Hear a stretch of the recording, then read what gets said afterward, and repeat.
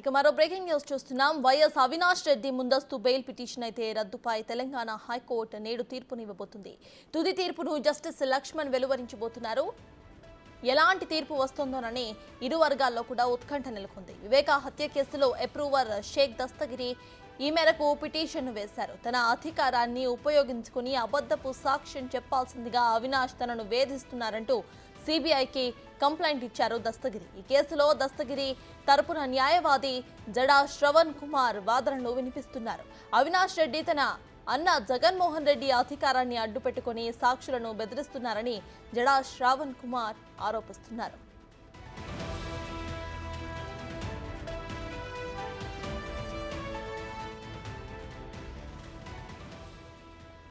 Avinash Reddy bail తక్షణమే రద్దు చేయకపోతే విచారణ సరిగా కొనసాగదని సిబిఐ తరఫున న్యాయవాది ప్రస్తావించారు.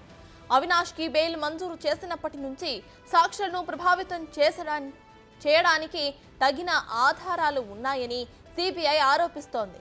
అయితే అవినాష్ కు బెయిల్ మీద ఉండే అర్హత లేదని సునీత తరపు న్యాయవాది వాదనలు వినిపించారు. అందరి వాదనలు విన్న న్యాయస్థానం ఈ రోజు తుది తీర్పును వెలువరించబోతోంది.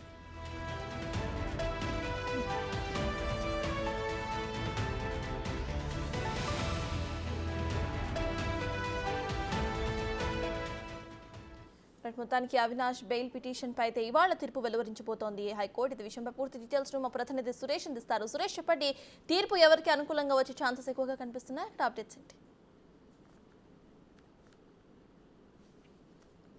కేసులో నిందితుడిగా అరెస్ట్ అయినటువంటి దస్తగిరి అప్రూవల్గా మారాడు. అప్రూవల్గా మారిన తర్వాత సిబిఐ ఆయన వాగ్మూలాన్ని కూడా రికార్డ్ చేయడం జరిగింది. అయితే ఆయన బెయిల్పై బయటికి రావడం జరిగింది.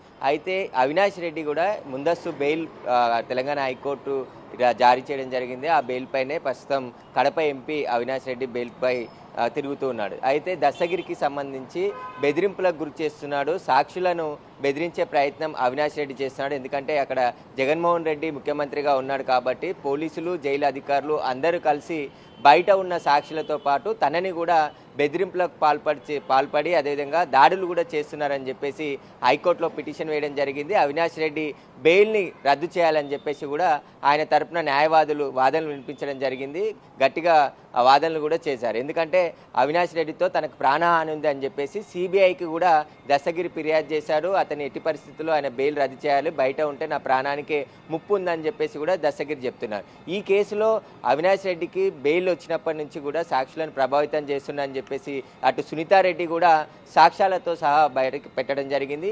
ఈ కేసుకు సంబంధించిన ఆధారాలను కూడా 2 సార్లు హైదరాబాద్లో ప్రెస్ మీట్ పెట్టి అవినాష్ రెడ్డికి నిందితులకి సంబంధాలు ఉన్నాయని చెప్పేసి కొన్ని వీడియోలను కూడా ప్రజెంటేషన్ చేసి అవినాష్ రెడ్డి బెయిల్ని రద్దు చేయాలని చెప్పేసి కూడా సునీత తరపున న్యాయవాదులు కూడా హైకోర్టులో వాదనలు వినిపించడం జరిగింది. For more videos like this, subscribe Big TV channel.